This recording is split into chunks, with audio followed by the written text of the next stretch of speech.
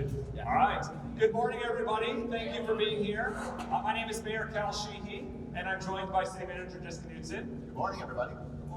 We're excited to be here in person. This is the first one in 6 months. Thank you for coming out. We appreciate it. We did go on Zoom, and I know many of you joined us on Zoom for the last 6 months as well. And we will continue to do a hybrid as we work through. So we'll get right into it. Again, the format that we do is we go through and give you updates from like Havasu City, things that are happening. And then at the end, we'll answer questions that any of you have on any topic that we speak about today or anything that's on the top of your mind. So we'll start first with a COVID-19 update. Obviously, that's what has kept us apart, and that is a really hot item that we need to remain focused on. So obviously, we know the mitigation strategies to help make sure that we can slow the spread, which is to stay home when you're not feeling well, practice good hand hygiene, also wear a face covering or mask when you cannot, physically distance, and then also to physically distance. So those are the 4 good mitigation strategies. Just this week, we lifted the local proclamation for face coverings or masks. Now, that is not to say we don't still encourage the use of face coverings or masks. However, when we put that proclamation in place, we had to identify what metrics we were going to use so that citizens had certainty of what the outcome was going to be and when it was going to be lifted. So the 2 metrics that we used and we benchmarked off of were based on when our businesses could reopen and when children had the option for in-person learning. So those were the 2 metrics.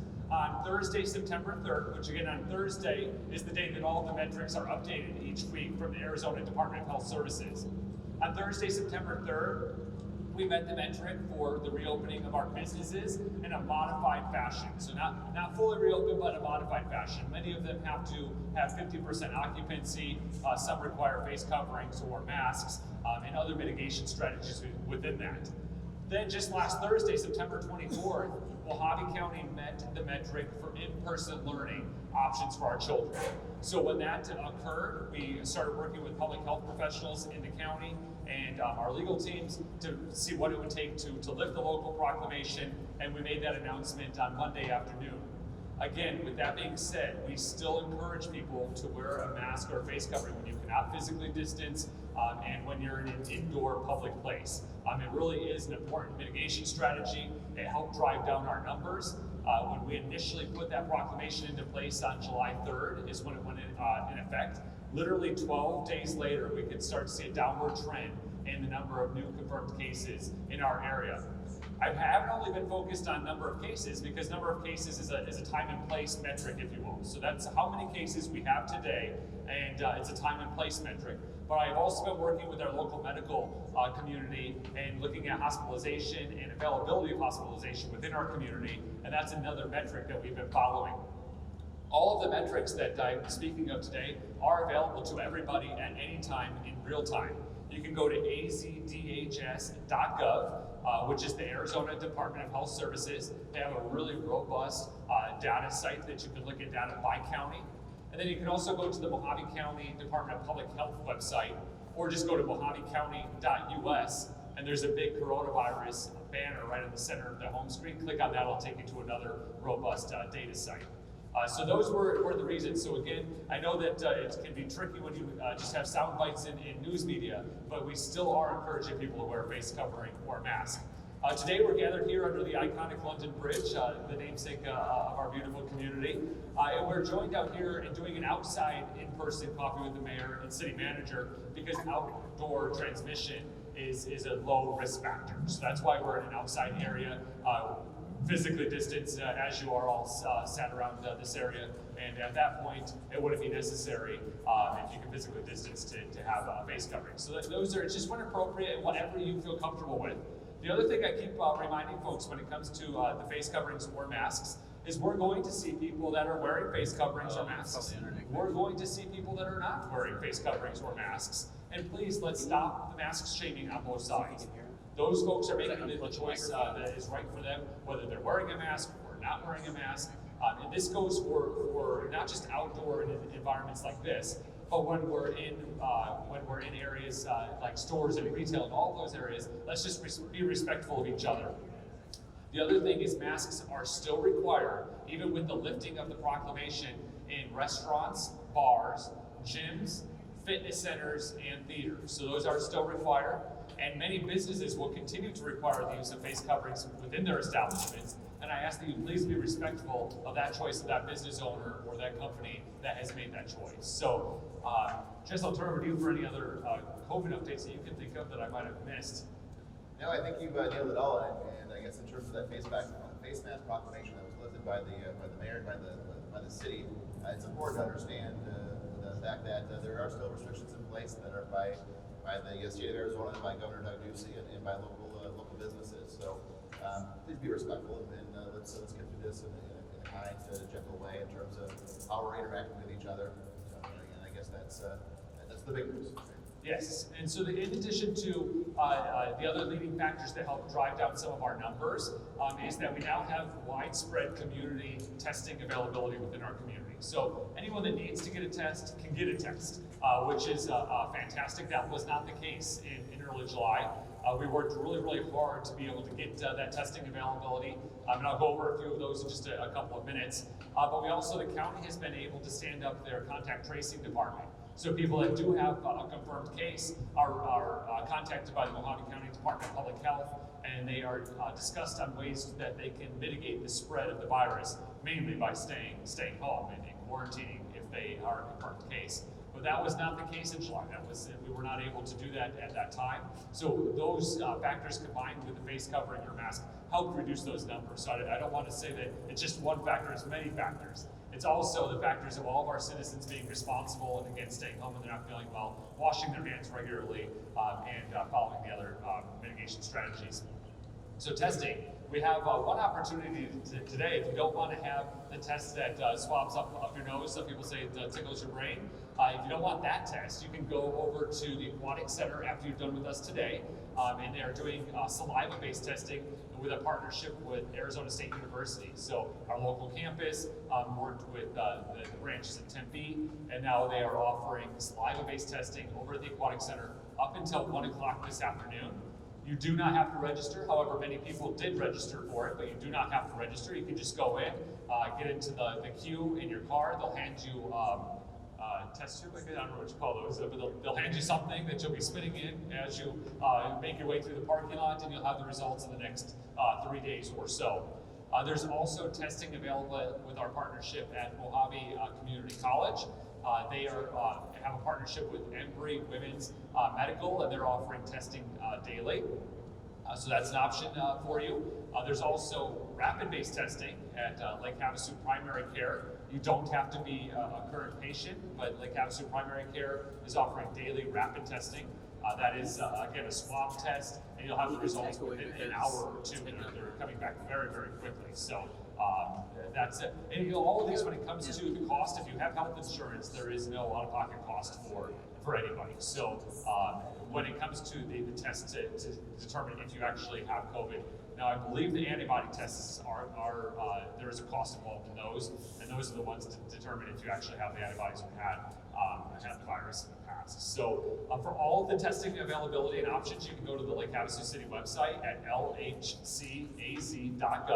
Again, lhcaz.gov, and you can take a look at our COVID page, and it'll have all the testing with phone numbers, availability, time, and all of those types of things. So again, take advantage of those options when you're having symptoms, or when you're not having symptoms. If you've been in a high-risk area, such as a group gathering or traveling or some of those things, it might be good to get tested before or after.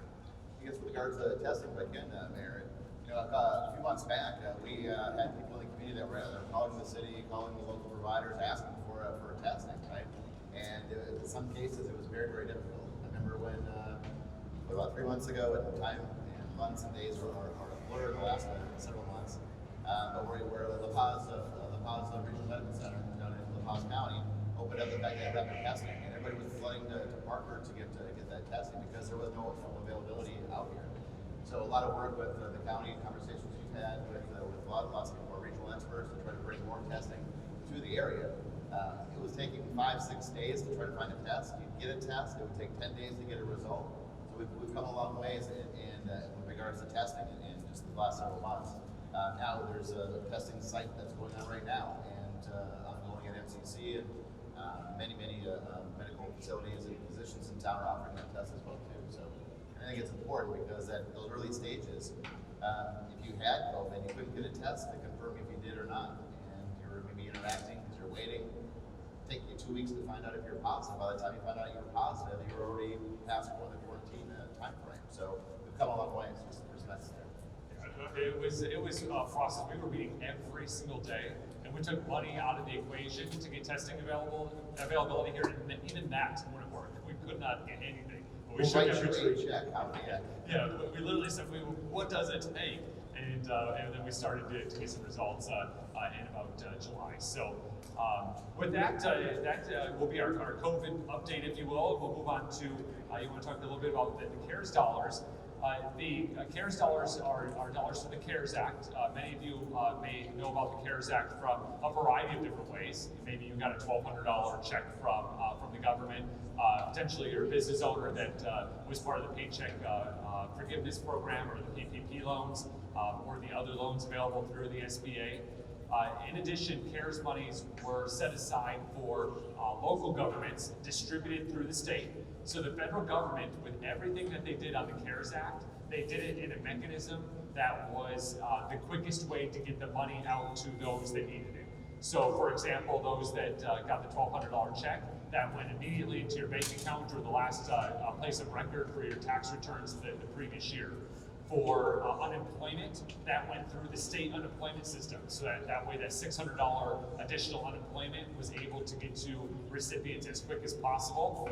And then likewise, when it came to CARES dollars for local municipalities, that money was distributed to the state governors, and then the governors used census data to distribute it to cities and towns. And so Lake Havasu City was the recipient of about $6.4 million in CARES Act money, and what that money is intended to do is intended to give flexibility to local governments to offset loss in local sales tax dollars.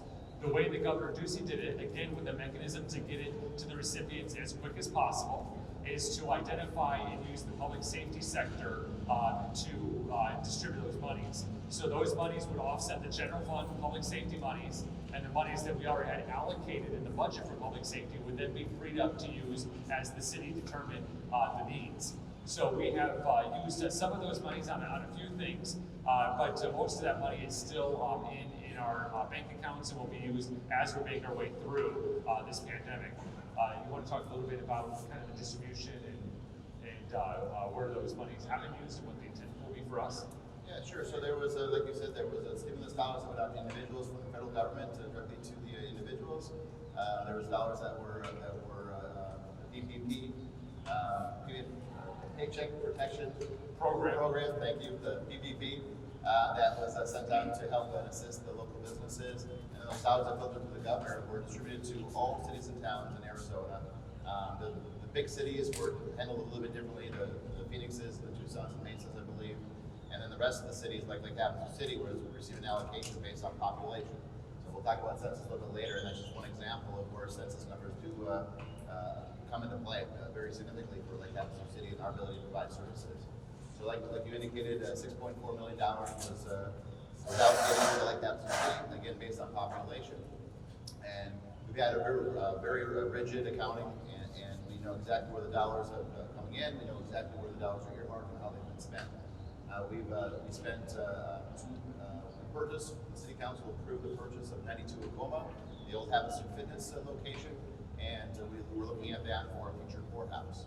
We've spent $2 million towards that purchase, and we used the CARES Act funds that were authorized for that allocation.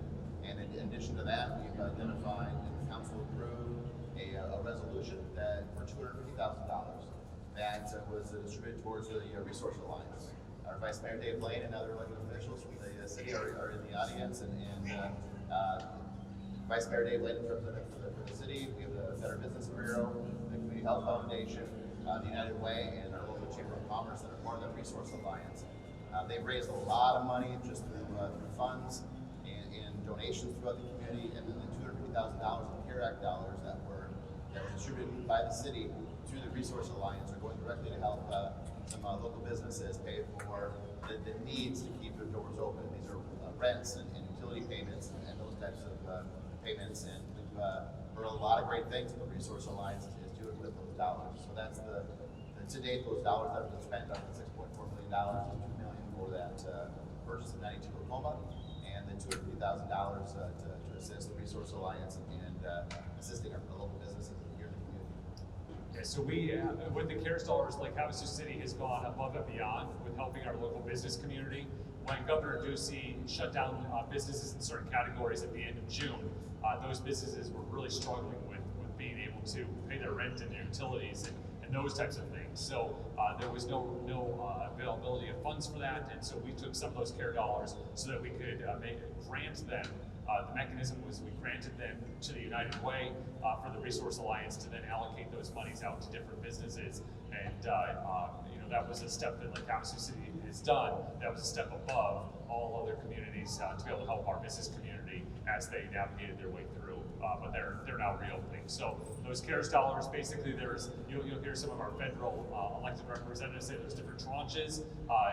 There was a tranche for individuals, which that's the $1,200. There was tranches for the business community. Those are the PPP loans, the SBA loans, those types of things. And then there was tranches for local governments. And this was what those dollars were for. So we'll move on to the courthouse. We'll talk a little bit about that. So just as a reminder about our courthouse, Lake Havasu City has been in a consolidated court system for about 26 years. That all came to an end last year, August 31st of 2019, when we deconsolidated the court system. So out at College Drive is where is commonly referred to and known as our courthouse. And that has 3 different courts that run out of there. The Superior Court runs out of that courthouse, which is run by the county. The Justice Court, so justice of the peace is out there, again a county function. And then the Municipal Court, which is our function. And so the courthouse is outgrown space. Lake Havasu City has access to one courthouse, or one courtroom, at that facility. That's not enough to keep up with our caseloads. So when the deconsolidation happened last August, August of 2019, basically we just deconsolidated in place, and now we're a tenant. We rent space out at the courthouse, courthouse facility. But again, it's not enough space. We don't have enough space to be able to rent, to be able to fulfill all of the obligations of all 3 courts that operate out of that facility. So we've talked about this at Coffee with the Mayor and City Manager multiple times about a courthouse and what that's going to look like for us. And we talked about building a new one on our City Hall complex. We have the land up by the police station and City Hall. We looked at renting another building throughout Lake Havasu City. We looked at repurposing other buildings within the community. And then this opportunity became available with 92 Coven. And with this opportunity currently in our CIP budget, which is our capital improvement plan, which the City Council adopts each year for a 5-year plan. So in our current CIP budget, we have $7.5 million budgeted over that 5-year period for the courthouse. We believe with the purchase of 92 Coma, including the purchase price of that building and the tenant improvements that will be required to convert it into a courthouse, that we will be saving taxpayers over $3 million with that move. So instead of the $7.5 million, we're looking maybe like in the $4.5 million total with the purchase of the building and the retrofits or tenant improvements. So a significant savings to what's already approved will be going into that courthouse facility. And even better for the courthouse is 92 Oklahoma. It literally is adjacent to City Hall with a sidewalk that's already connected. So it'll be very, very easy. And when we talk about courts, a lot of people think about the court as judges and attorneys and all those pieces, but they don't think about the city attorney's office and the prosecutor's office that's involved. The prosecutors are located at City Hall, and so when they have to make their way over to College Street for their court hearings, if something got continued or they didn't have the case files, they waste a lot of time just driving across town, back and forth, back and forth. Now they'll just be able to walk across the parking lot back and forth, back and forth. So it'll be very, very convenient. And then of course, any person that might be in trouble, they're housed at the jail right there on the same complex. So just very, very convenient to be able to move people around. But my biggest excitement about that is the $3 million savings to our taxpayers on what was already approved based on the needs for Lake Havasu City. Do you have any additional thoughts on the courthouse? I guess just real quickly, we talked about the alternatives to the purchase of 92 West Oklahoma for that courthouse. We had commissioned an architect in the community to take a look at if we built a brand new courthouse on the city campus with land that we already own, what would that cost the city? What would that cost the taxpayers? And we looked at that as far as the design, construction of the facility, and frankly, a modest one, about 19,000 square feet to accommodate the needs of the courthouse today, some future growth, and the ability to maybe add on at a later date. And that's where that $7.5 million came back from, with the estimates coming from the architect what it would cost. And again, that the needs assessment through the design and the identification of the budget number for $7.5 million identified a 19,000 square foot building. The Furnace at 92 West Tacoma was a building that is 19,000 square feet. So the stars were aligned with regards to how that worked out from the city's perspective. So we'd like to thank Jack and Dale, the owners of Havasu Fitness, for all the service they provided to the community. It was never our intention to look at that in a way that would hurt them or hurt the community. But an opportunity arose outside of the city's powers, I guess, and we engaged in conversations to acquire that property to save some taxpayer dollars and build on the city campus.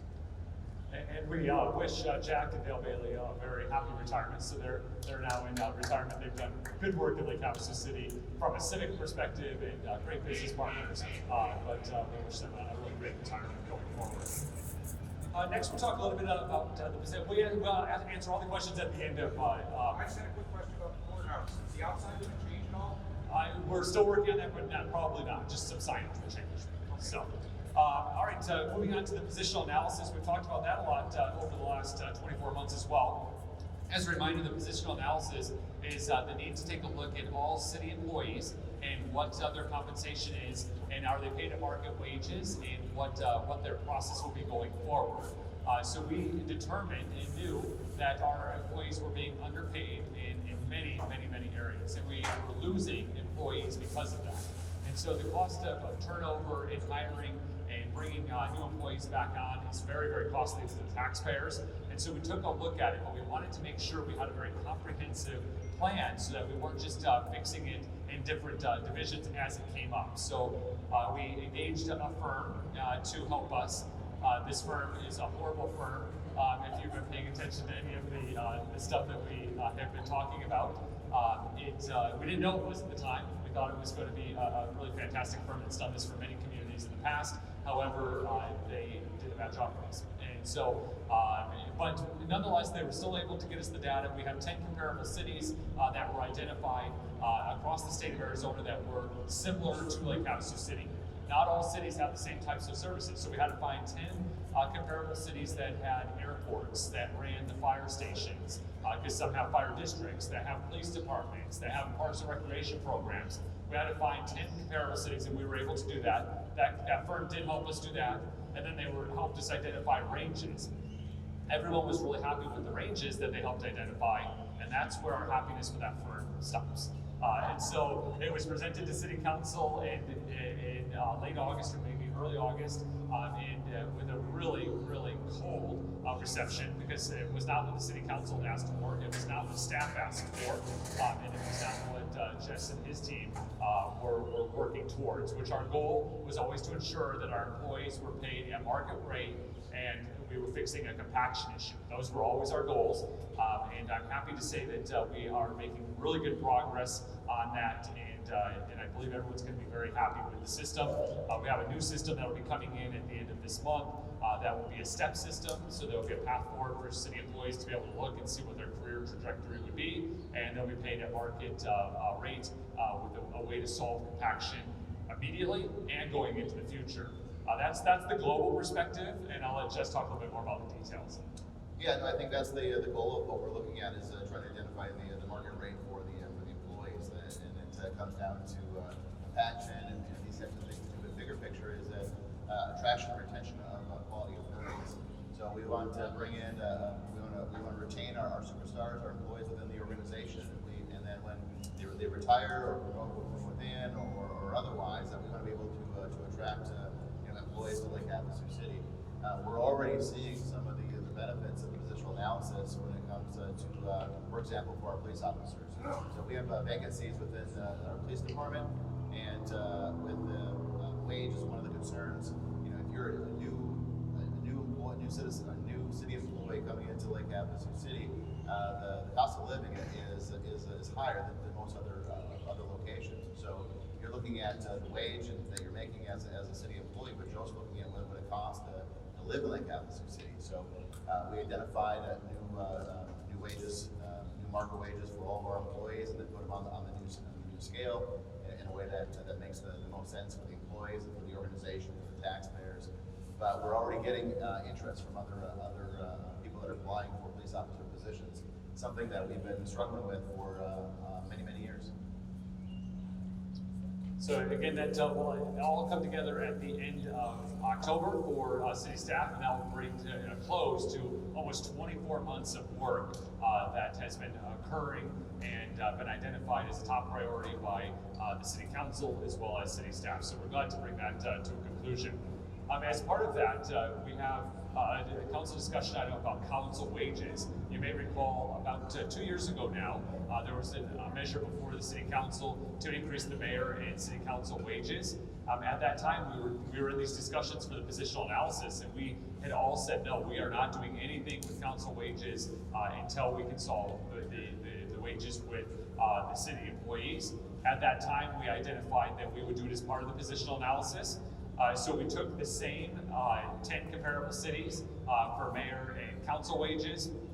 We'll have an action before the council in the next council meeting to increase those wages, but they won't go into effect until December of 2022. So it'll be, so what that does is that no current elected official would be voting to give themselves a raise, and it would be the taxpayers would be able to vote at the next general election. And then after that vote takes place, then those council wages would go into effect. Just as a point of reference, the mayor position pays $11,400 a year, and the city council is paid $7,800 a year. That is not, it's gone unchanged since 1993. And so this would bring those wages, I think, would go to around $19,000 a year for the mayor and 12 something for council members going forward. So that would address that issue as well for council. So I don't want you all to think we lost our mind. It was part of the timing that we said that when the positional analysis is implemented, we'll take care of that as well. Another point of reference is for the mayor and council wages, the net impact to the budget is $30,000 total for all 7 of those positions. So that will be coming forward, and when you read it in the news or see the action for council at our next meeting, at least you have some perspective of where and why and how that came to be. So we'll now move on to the utility rate study, and I'll turn that over to you, Jess, to talk about that. Thank you, Mayor. We had at one of our recent council meetings, I think 2 meetings back now, we had the approval of a contract to start our utility rate study. So if you're a regular, the copy with the mayor and manager, or have been paying attention to the many articles and the news cycles over the many years, we've talked about the irrigation drainage district. So and that is something that's set to expire in July of 2022. So that's coming up. That's not that far off. And we're also going to be taking a look at the water and sewer rates in connection with what we're looking at there. So to summarize that the best that I can, is that if the irrigation drainage district is a property tax assessment that is on every property owner's tax bill every year. It's a total collection for the city of just under $5.7 million. Those dollars are collected through a property tax based on acreage that you own. Those dollars are collected by the city and go directly into the water fund. So those dollars aren't spent on anything else other than providing water service to Lake Havasu City residents, visitors, and obviously our local businesses. So with the IDD sunsetting and that district sunsetting, which, by the way, real quickly, was created many years ago by Robert McCulloch with a sod farm on the island to help pay for infrastructure improvements in Lake Havasu City. It was a very unique way of assessing a property tax without having an incorporated city in place to collect the taxes to build the community that we see here today. So since that time frame, state statutes have eliminated the option of an irrigation drainage district, and this one, the city's made a determination to let this sunset and then take a look at what it would take to make sure that the water keeps flowing in Lake Havasu City and that we can rely on consistent service and quality water delivered to our homes and businesses. As part of that, the utility rate study.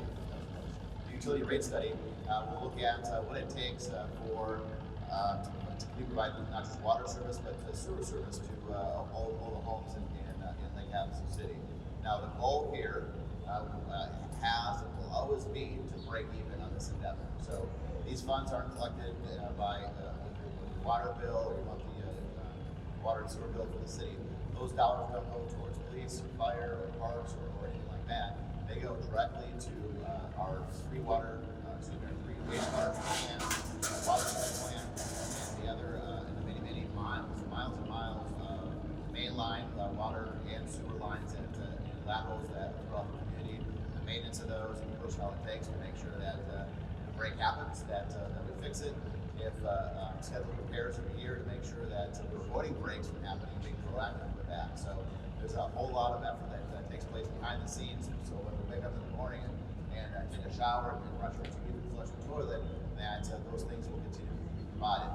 And obviously that's something that we should be thinking about. So that's why the city is thinking about all these things the best that we can. So a utility rate study is we bring somebody in, we look at the costs to the city for capital improvements and that big capital purchases, the big repairs we have to do with the wastewater treatment plant, or the water treatment plant, with all these mainland repairs and replacements. And we look at that over a schedule of 10 years. So what is Lake Havasu City looking at in terms of improvements and trying to plan these things out over the course of 10 years? We take that data, we look at our personnel and employees within the city, and we identify, okay, what is the cost to provide water and sewer to Lake Havasu City? And then we utilize that cost to try to break it down on a month-to-month basis that will determine the monthly bill that we all pay as users of the system. So that's the goal of what we're trying to achieve there. We'll have some conversations. We're going to engage the council with some different options of what those rates might look like, because we have a few different ways of looking at things. Right now in Lake Havasu City, we have winter averaging. A lot of cities will do winter averaging. Is that we want to engage the citizens, we want to engage the council? Is that we want to continue with winter averaging? Is that something that we want to continue to do?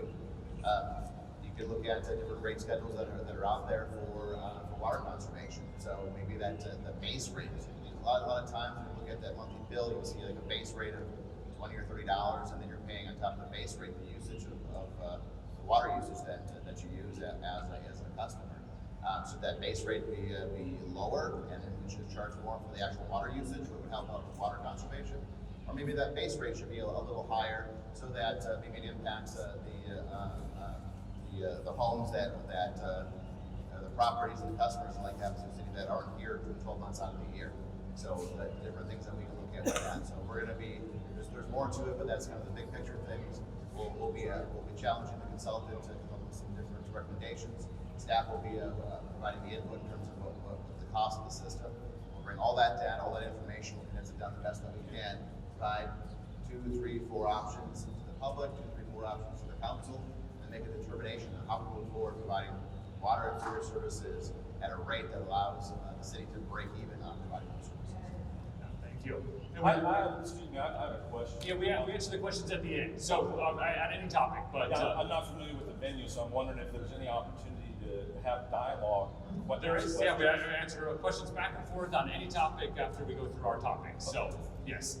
So when it comes to the IDD that's expiring that Jess mentioned, we looked at just maybe putting in a new district on top of it. That would require a vote of the people. But as Jess mentioned, it's not allowed. State statutes change. So to give consistency to the citizens, we could just continue that, but state statute does not allow it. In our council meeting in early spring, we had a consultant give us a few different options. And so this option with the utility rate study will give us a variety of options that will be best for our citizens and give us the opportunity to do what's right for the system as a whole.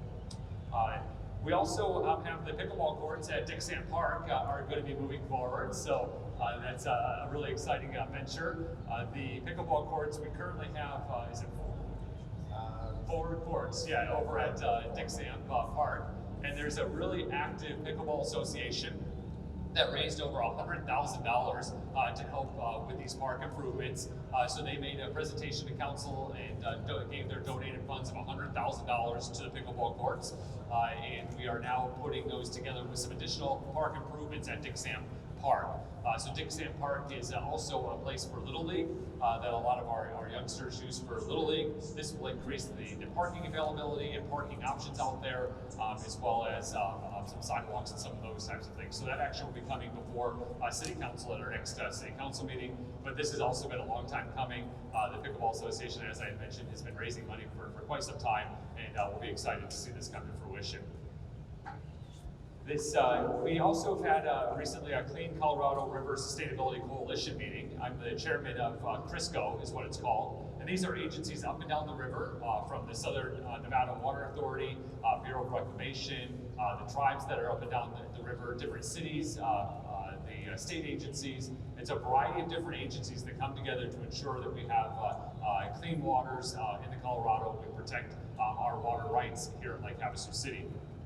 It was good to get back together. Our last meeting was canceled due to Coven concerns, but we were able to meet via electronic means and bring everybody back together. One of the most important things that we're working on with CRISCO and also the Mojave County Water Authority, which we are a member of, is our opposition to permanent water transfers off the main stem. So the Arizona Department of Water Resources Director made a recommendation to the Secretary of the Interior to allow a water transfer to Queen Creek.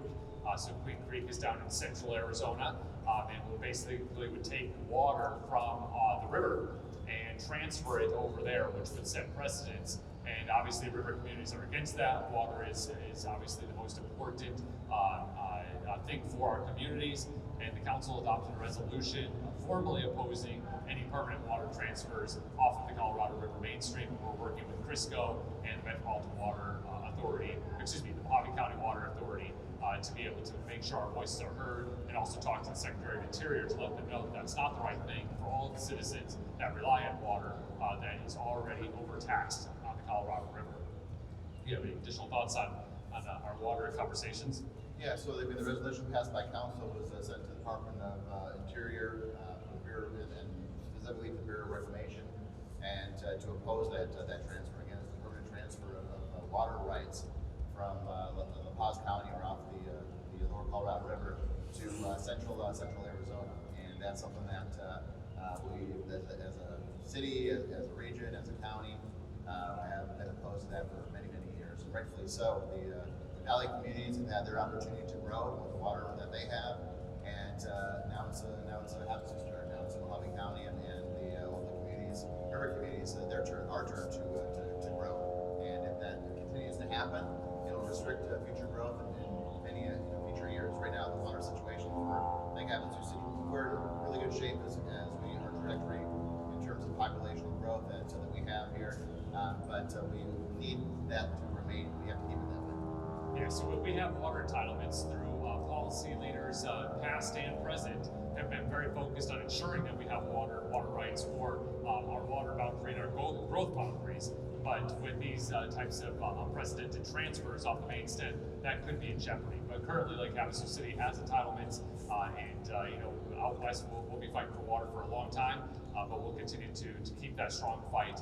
I testified before the commission in last fall when they were going out and getting public outreach down in La Paz County, and we will continue to fight this all the way through. So we're disappointed in the director's direction to the Secretary of the Interior, but we'll continue to make our voices heard and known to protect the waters along Colorado. We've talked about the census a lot, so before we stopped having our in-person coffees, we talked about census. We had a lot of census activities that were out there, but this weekend is the last day if you have not done census. We have census, enumerator that is at Smith's right now, and we'll be there until noon today. So if you have not completed your census yet, you need assistance to complete your census, you go to Smith's and talk to the enumerator.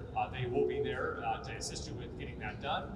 Or you can also just go online and fill out the U.S. Census form for Lake Havasu.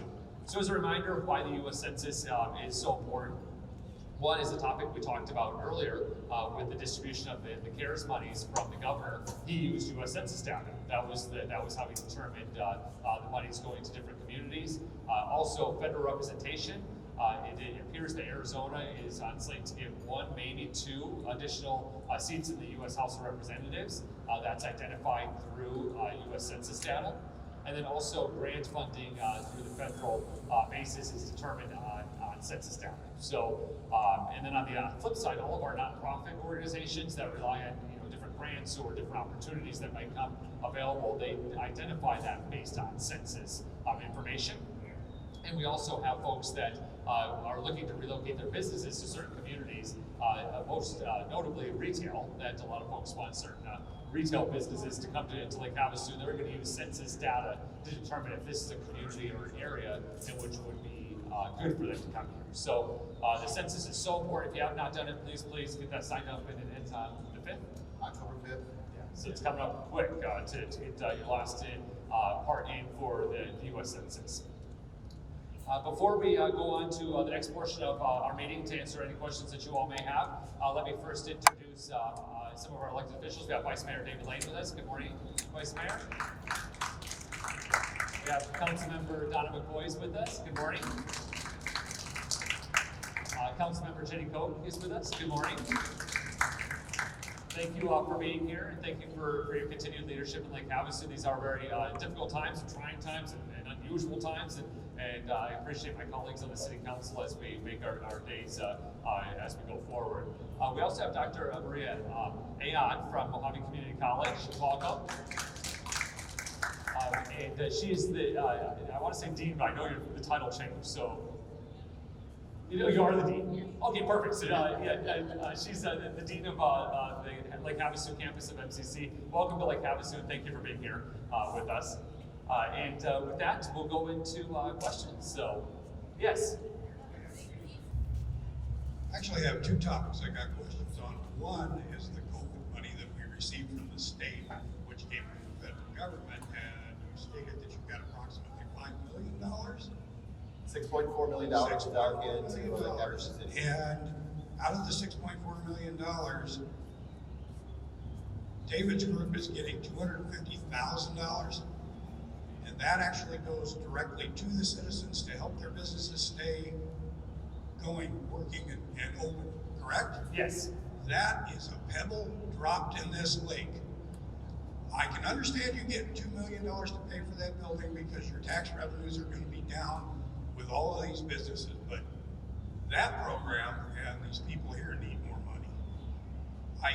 The other part of that question is, how are you getting the word out? My wife talks to businesses every day and tells them, you need to apply for this, you need to apply for that, and they all go, my God, I've never heard anything about that. So I think the city needs to do a better job of helping these businesses find that money. Yeah, thank you for the question. So, as I mentioned earlier, as the federal legislation talks about, they talk about different troughs of money. And so, like I said, Lake Havasu City has been a leader in using some of those CARE monies for additional assistance for businesses. Businesses had a whole trough of money that they had the opportunity to go after if they needed assistance from the federal government, directly from the federal government, and that was there. So again, Lake Havasu City is going above and beyond. Cherry, if you could hand the microphone to Vice Mayor Lane. Vice Mayor Lane, if you wouldn't mind making your way here so the camera can see you, maybe you can explain a little bit about the Resource Alliance and how that was set up. Sure, I'd be happy to do that. I think Steve has the camera pointed up there, so Yes. I'll come stand up there. Morning, everybody. Morning. See if I can make this. So a little bit about the Lhc Resource Alliance, which is what they're discussing. This was a program that was started by Mayor Sheehy back when Coven first started. There was a lot of people that were asking for help. There were, you saw different groups on social media saying, let's start a food drive for this, let's donate money over here, let's do this, let's do that. And we had a local business that wanted to donate quite a bit of money, $10,000 to be exact. He got a hold of the mayor and said, hey, how do we help? And so we sat down, we said, we need to have a one-stop shop, a trusted resource where people can go so they know that when they're getting the help, they're actually getting help from a trusted source, and if they're donating funds, that they're actually going to where they're supposed to be. So we started with that $10,000 seed money from the local business, and then we received other donations, and we've received about $70,000 in money from local residents and businesses to help people. And I actually wrote some notes here. I've got them somewhere on where we're at with today's numbers. So out of that 70,000 that we've raised from the citizens, we've helped 201 individuals and 28 businesses for a total of $55,582. And then the CARES Act dollars, when this was going so well, the mayor came to me and said, if we donate $250,000 to the United Way, can we have the United Way and the Resource Alliance make sure that businesses are being helped? So we said, absolutely, we can do that. And so the United Way is where the funds went, and then they keep records of every single penny that's ever spent. And so far, we've helped 24 businesses with that CARES Act dollars for a total of $161,484. So in total, we have helped 52 businesses, 201 individuals, and we've dispersed a total of $217,066. In addition to that, the Resource Alliance is made up of 5 organizations: the city, the Better Business Bureau, the Chamber of Commerce, the Havasu Community Health Foundation, and River Cities United Way. So the Better Business Bureau, being one of those that have contact with the businesses, we've been able to help an additional 14 businesses through the Main Street Matters grants. So that's a total of 38 businesses 66 businesses that have actually received funds through Lake Havasu. We also are helping with the food bank, and through this administered through the Havasu Community Health Foundation, over 489,000 pounds of food. That's over 368,000 meals have been distributed, and we're delivering groceries to 50 homes for people who can't get out, so that they can have nutritious meals as well. And that's going to continue from now on. We realize that there's a need, and we're going to continue with that forever. And then, of course, the Chamber of Commerce, that's our main liaison to the business community, and they are helping the local businesses apply for these funds. And I will tell you, when we call these companies, they have to apply, they have to give us their profit and loss statements. We have to ensure that the money that is going is actually going to help local businesses. And we don't give them money. They give us if we approve them, they give us their bills and we pay their bills. And so it's not just going to them, we're ensuring the bills are being paid. And something that we've noticed now that we've been doing this for a month, the vast majority of the bills, because we're paying rent, we're paying utilities, we're paying advertisements, whatever it is that their bills are, most of those bills are going back to other local, like Havasu City businesses. So the money is staying in the community and being helped over and over and over. So thank you to the mayor for starting this program, and thank you to those other 4 businesses. They're the ones that are actually doing all the legwork, and they're the ones that are vetting the people. They're the ones that are keeping the records, and we truly, truly appreciate everybody's help. Thank you. Thank you. Yeah, thank you. I have a question. Yes, sir.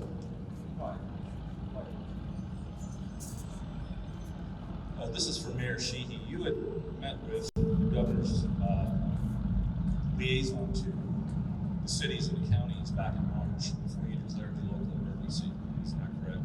No, it's not. No, who did you meet with? Who did you have a teleconference? Back away from the speakers. Oh, Yeah, thank you. Who did you meet with the mayors and then just before you declared your proclamation? I You had a did. teleconference? No. No, Yeah, nobody from the city did. No. You've not had any teleconferences with the governor's office prior to declaring your proclamation? No. None? No.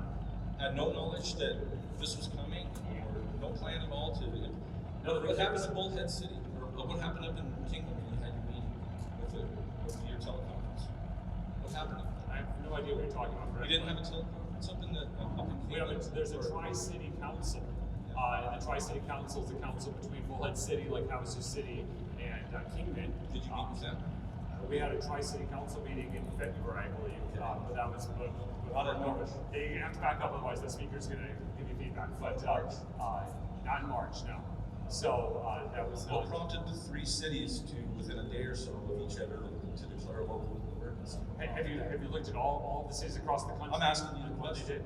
Yeah. So when I signed a proclamation of a local emergency after President Trump signed a declaration of emergency, and after the governor signed a declaration of emergency in the very early stages of this pandemic in mid-March, and I believe that's what. And what was that based on?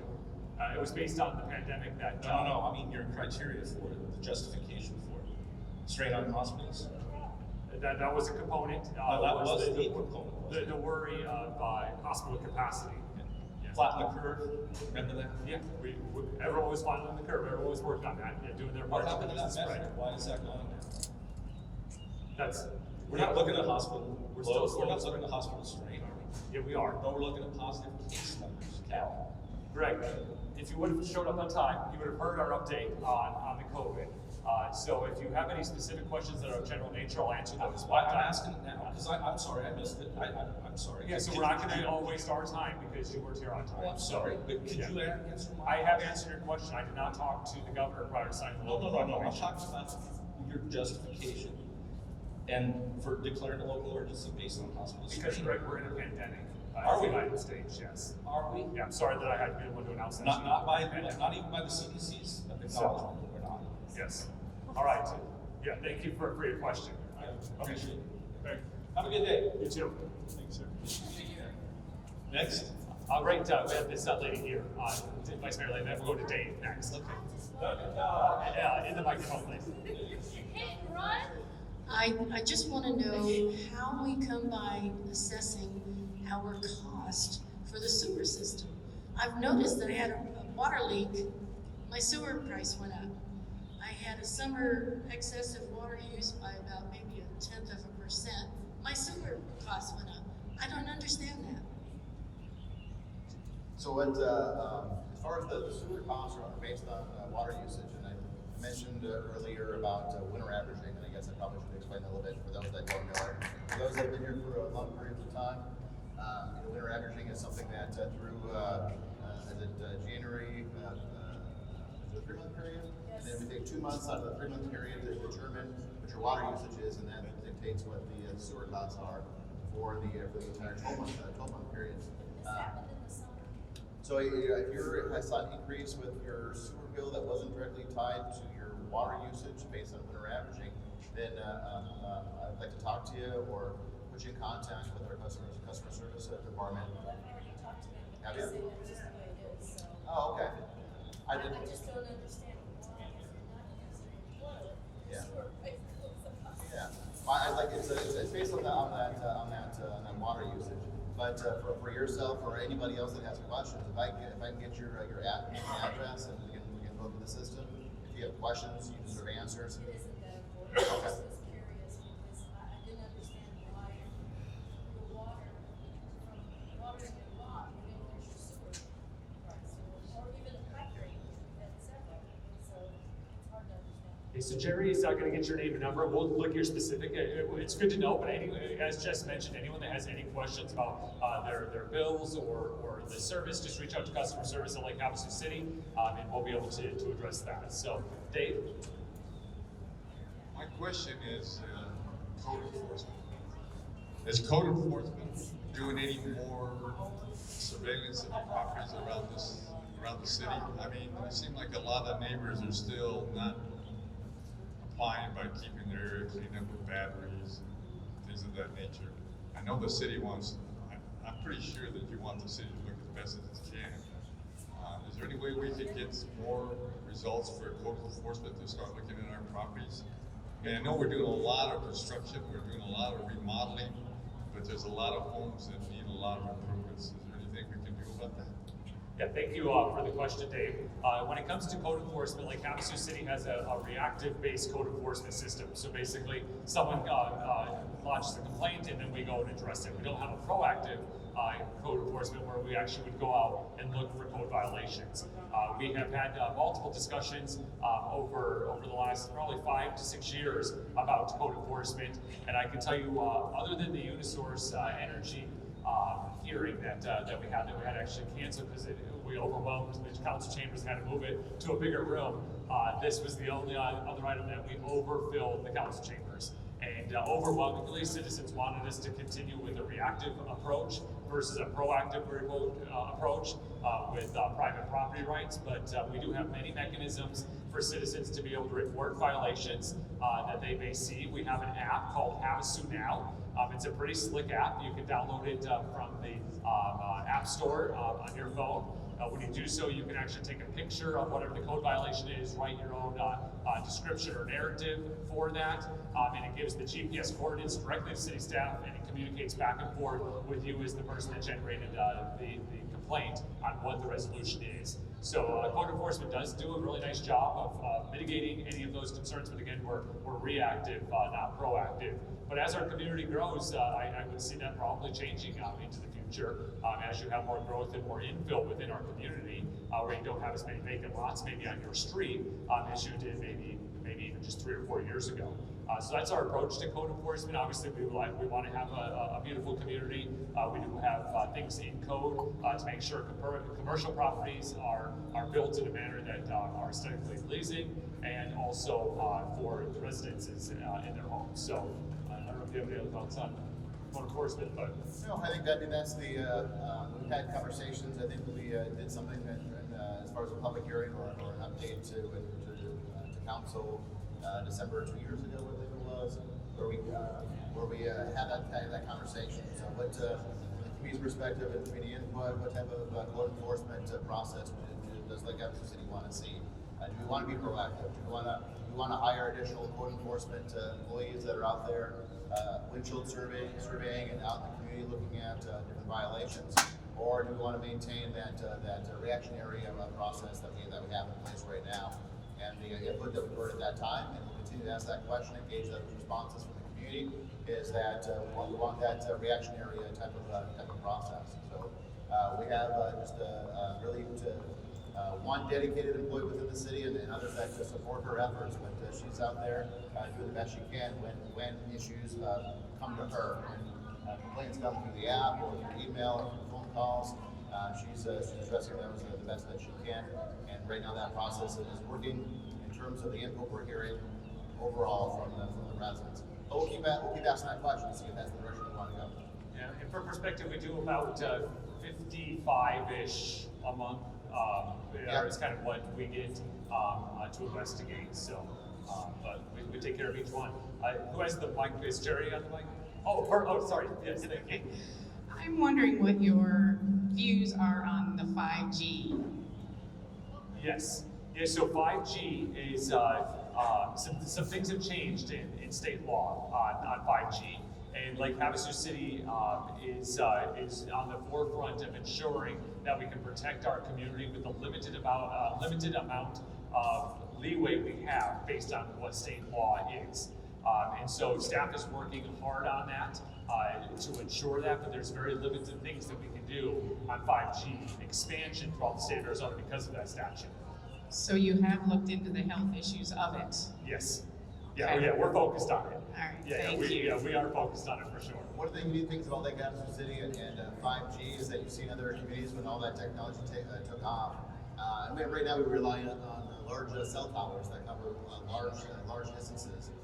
Early on, and I think some of the technology is slowly changing, but for many years now, in the more densely populated areas in Arizona, across the country, and so forth, is they relied on these large pieces of equipment that would kind of put in place every couple hundred yards, as opposed to one, and you'd see that on top of stoplights and street lights and all throughout the community. So, one other topic that is a big one for Havasu over the course of years is street lights, right? And we have a lot of four-way stop signs, and we don't have a lot of street lights. So we don't really have locations in Havasu to place those types of equipment in Havasu. So if that's comforting for you, that's just something that's not out there. But I think some of the technology, you see a lot of the providers are advertising 5G.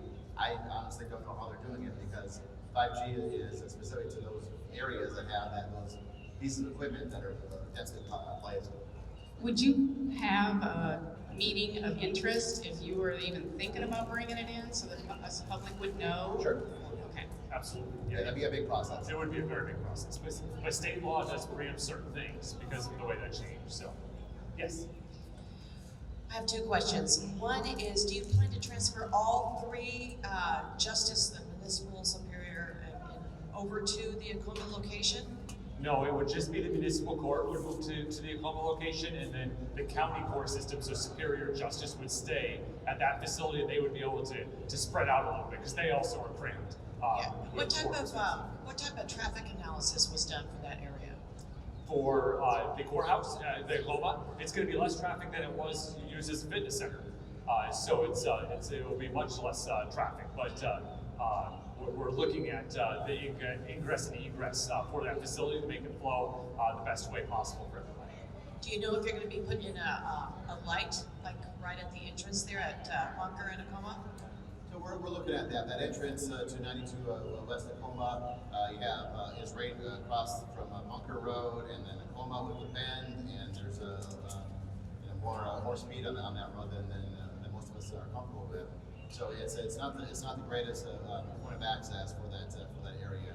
So there's who knows what that's going to look like. We're gonna engage the architects and the engineers to find out the best solution possible. Some ideas that are just being bantered about and just talked. Again, we have to engage the folks that can look at the engineering and the safety concerns.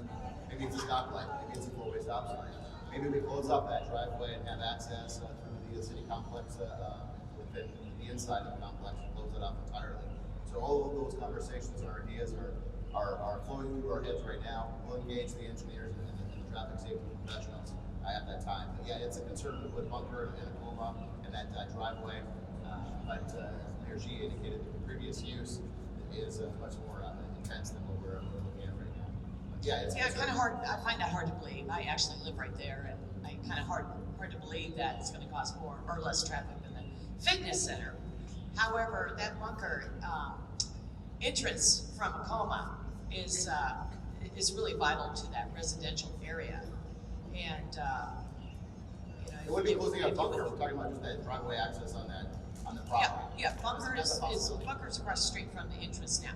Yeah. So that's what I'm speaking of. Yeah. So that area is difficult now for the residents, and that's one of the main exits out of that residential community now.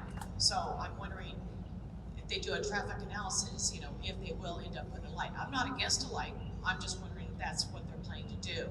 I am concerned about the property value in the area, but that's from a selfish point of view. But yeah, that's what are you going to have a meeting on how that's going to look so the local residents can see where the interest is going to be and what we're going to be dealing with?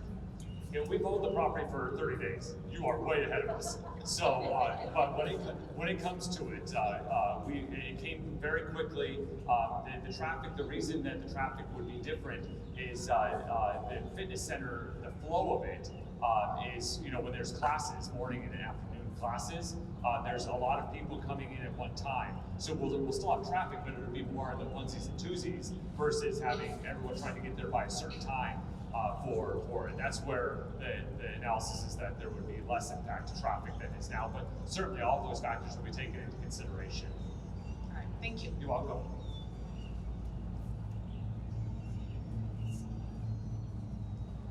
Hi, I have two concerns. Number one, coming in this morning was the boat parking in the parking lot.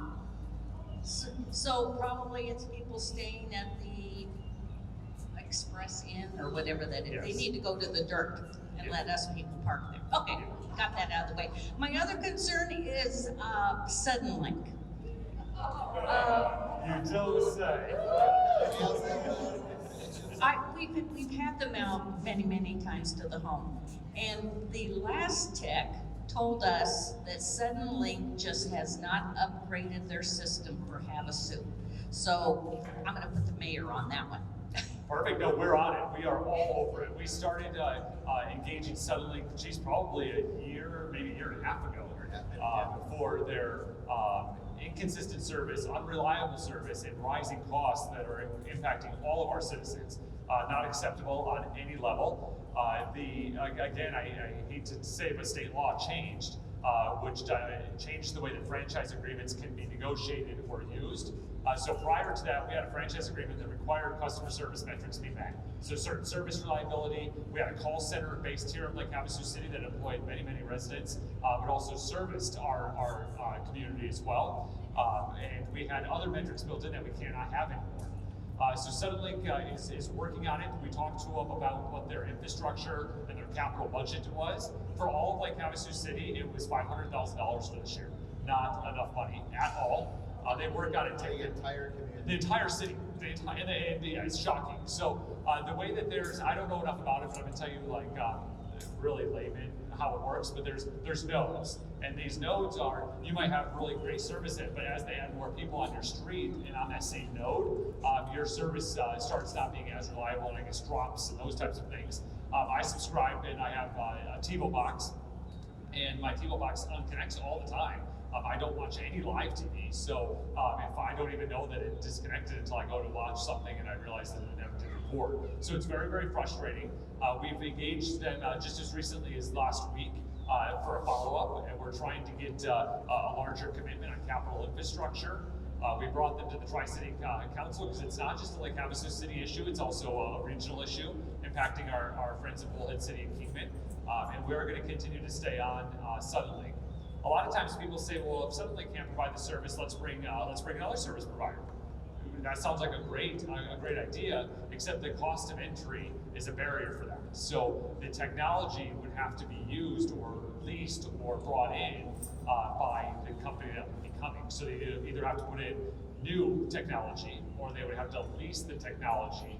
And of course, Suddenlink's not going to stand up and be like, oh yeah, you can lease my technology and take my customers from us. So it's kind of an interesting dynamic, but not a dynamic that is falling on deaf ears. We're focused on it, and we're going to get some solutions going forward. What about wire free? Are they gonna put in more power? So the question for those at home is wire free, which is another option, which I hear is a fantastic option for certain people. It depends if the connection meets your home and they can talk to each other. I don't know what their expansion plans are, but wire free does offer a viable solution for many of our citizens in Lake Havasu. But it's not everywhere yet. It doesn't work for everyone. Who has the mic? Oh, perfect. I have a really short question because you really answered most of my questions, but you were talking about the water system and different things in here. We live in the county. We live across from Lowe's. Do those same terms apply to us? So the speakers are pointed that way. I couldn't hear the. So they live on. She has, I believe, EPCOR water, not city water. And so that's what the question is. So yeah, we're talking from the city's perspective about customers on the city system. So EPCOR would be a private system in a totally separate situation. Morning, Mayor. I was just hoping you'd have something to share regarding the Riviera and our new marina system going in. Sure. I haven't heard anything in like a year now. Just what kind of update could you share with us? Yeah, great question. It's the Riviera was not impacted by that pandemic at all. They are selling lots like you would not believe out there. So the first phase of lots out at Riviera are almost all sold out. They're starting to do some vertical build in that area. They anticipate the public marina that is in Arizona State Park through a concession agreement to open for next season. Many of you already know that they have the ramp already under the water. That was placed maybe 2.5 years ago. But that's already in there, and then the marina improvements for use as a boat launch should be open by next year. But again, that's a boat launch. There'll be additional amenities that marina will add in future years, such as boat docks, a restaurant, boat storage, those types of things. But it is moving along nicely. You may see that the stoplight is now on and turned on. It's always green. We still have the blockade to the neighborhood or to the roadway, and the reason why is there's a lot of heavy equipment still back there moving around. So just as soon as all of that starts to subside a little bit and there's actually something for citizens to go in there for, we'll remove those barriers and open that neighborhood up for folks to be able to go in. So we'll come to you, Bonnie, in a second. We're going to stick with the mic flow. So, yes? Yeah, I want to go back to the water and sewer issue. If I get this correct, you've got approximately $5 million that you're losing in funds from the way it's taxed now. Which basically means when you do the study, our water bills are gonna go up. No, so right now, it's about $5.7 million that the IDD brings in. It's about $265 per, is it half acre? Half acre. Per half acre. So most of us pay right in that 265 if you own property like Havasu City or a home. And as Jess mentioned, he's talking about a cost neutral. So what the utility rate study will do is it'll take all of the mechanisms that are required to run the water system. So what capital improvements will be necessary into the future, what current maintenance type items need to be there, and then the cost to deliver the water system. What all that takes, and that's where the study will come out. So you'll have a savings on your property tax, and that will then go into your property bill. But Jess had mentioned that they're looking at a variety of different options, one that has a focus on conservation, one that has a focus on full-time versus part-time. I mean, there's lots of varieties, but. That's all fine and good. What I want to know is we have approximately 55,000 people in the city that live here full-time. Okay, so if we're the only ones paying for that, which we're not, there are the people that come here as part-timers also pay into the water system. But just using those numbers, if you lose that $5 million and you need to make up that $5 million, that comes out to approximately $90 to $100 per household to make up that $5 million. I want to make sure that my water bill, after you do this study and you make up this $5 million, doesn't go up $200 a month. So, I can't afford what's going on now on a fixed income as a senior citizen with the high sewer rates that you charge already to have my bill go up by $200 if you drop that small tax that I'm being taxed on my yearly tax. Yeah, you know, of course, I think when we talk about kind of we get in the weeds because that's what we need to do, right? To make sure that we identify what the needs are, what the costs are, what the improvements are. In the end, we're going to talk about the costs, options in terms of how the rates are identified. In the very end, we're going to be looking at a number, right? And what is those impacts to our residents, and making sure that that is something that makes sense. And if it doesn't make sense, then we need to do something on the back end to look at that number. But we can't sacrifice the flow of water or the flow of sewer, right, to the different properties. A couple other things too is in terms of that IDD. If you're a property owner, you're paying that right now. If you pull up your property tax bill, you're going to see a line item there that says IDD or Irrigation Drainage District. You're going to see that on property tax. For those of us that pay through like an escrow process or so forth, you might not even see that bill, but it'll be differently reflected upon maybe a monthly bill. So it's still a cost to that customer, but in a different route potentially. We're going to talk about all these things. The other thing, real quickly, to talk about is we talked about Robert McCulloch and the sod farm and the creation of the IDD. That was a district. So any growth that has happened over the last several decades outside of that district isn't paying that property tax line item that I just described, like you are. So we talked about Havasu Riviera. They're not in the district. You see the development of the Courthouse area. They're not in that district. So there's a few more components and things that are tied to it to make sure that it's overall in the same playing field. We're all contributing towards the same system, and again, trying to provide quality, consistent services at a break-even standpoint. But we're taking all those things, components with a district that's smaller than actual users, and trying to find a way to make sure that we're all share that same burden. And at the end of the day, is that there's going to be a number that's tied to it. What does that number mean to that utility customer, to our residents? And that's going to be very, very important. Bonnie? Yes. I have two things I think I wanted to say. One, can you please ask the state to turn off the light that's not being used over there by the dumpster here, that we stop wasting people's tax cents. You know, I know it's just a few cents to run a light 24 hours a day, 7 days a week. It's not in use. That really is a waste of money. Might be a tiny amount, but it's still a waste of money. And second, thank you very much for starting to decorate for Christmas, because Christmas is my favorite holiday. You're welcome. Any other questions?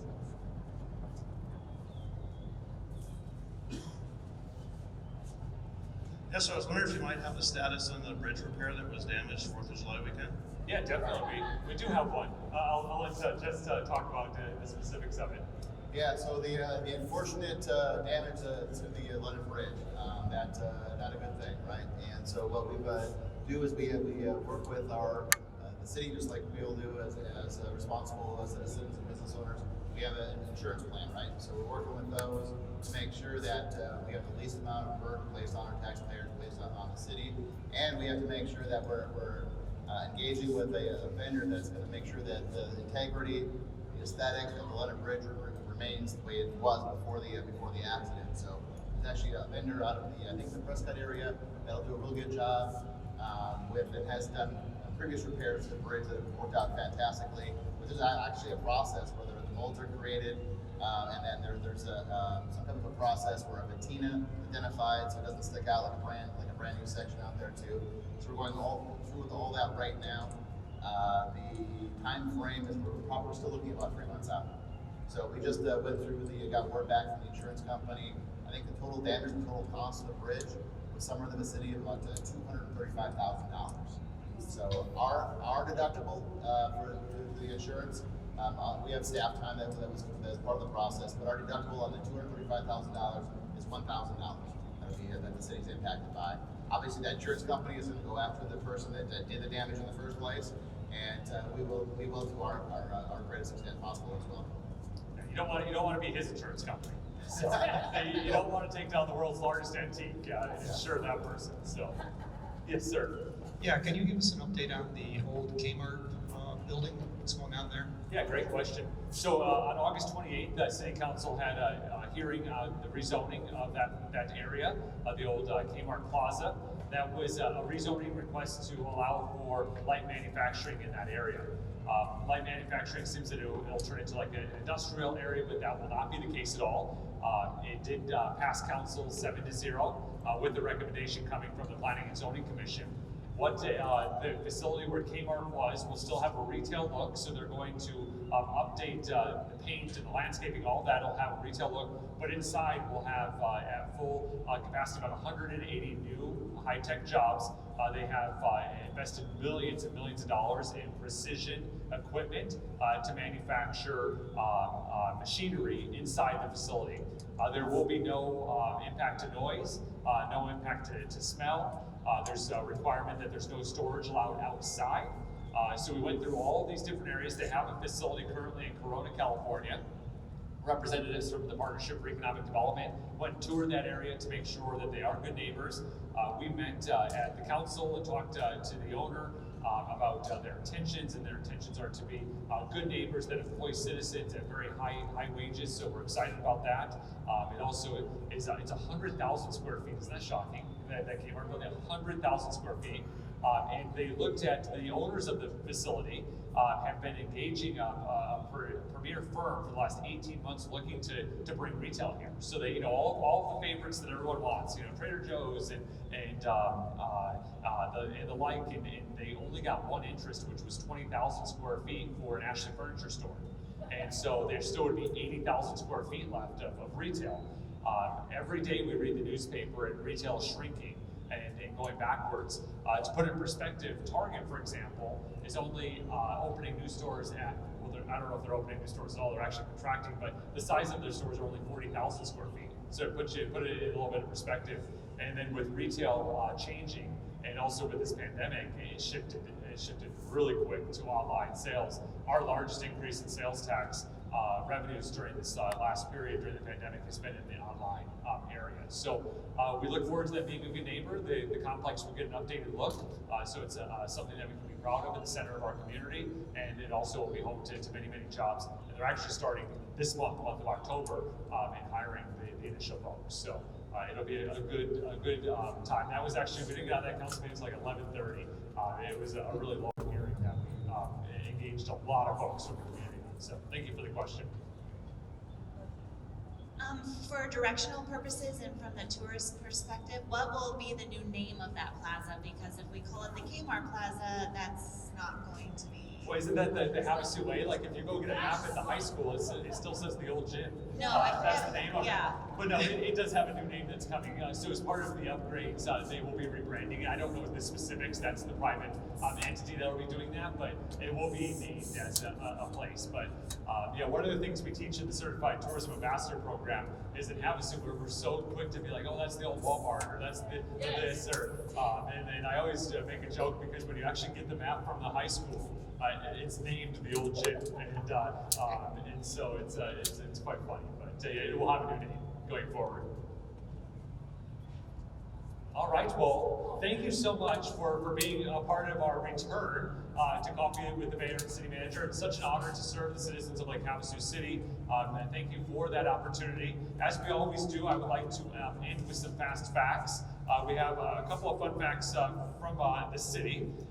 So let's see, Parks has over 800 palm trees, that our Parks crew maintains throughout the city. We are a 17-year recipient of Tree City USA, which is a community award. And over the past 25 years, a small percentage, about 5 to 10% of our community's trees have been grown from seed at our tree farm located on the island next to the island treatment plant. So that's pretty cool that in 25 years, about 10% of the total trees have started just from seeds here in Lake Havasu City. So stay tuned for our next Coffee with the Mayor and City Manager. It's always on the first Friday of the month. It'll be on the first Friday of November. We're just not sure where and when, and are we going to be on a computer, are we going to be in person, but we'll share with all that, but we'll still look forward to engaging in that way. Thank you to Brewed and Blended, who provided coffee and Danish in the back. Thank you for being here this morning. As always, a big thank you. I know we do it on the computer, but now you can see their faces. Steve Blake, who makes all this happen for us from a technology standpoint. He's the man behind the scenes, so you can see us on the computer or see us here in person, or for those watching at home, controlling the camera. Jerry Brockmani, thank you for all the arrangements and making it all happen for us. And today, Mike Keane and the Parks crew, thank you so much for breaking down the chairs, being here this morning, and for all you did to make this happen for us. We really appreciate it. And again, to the citizens, thank you so much for being here and being part of it. We'll be here to answer any questions one-on-one afterwards. Have a great day. We'll see you soon.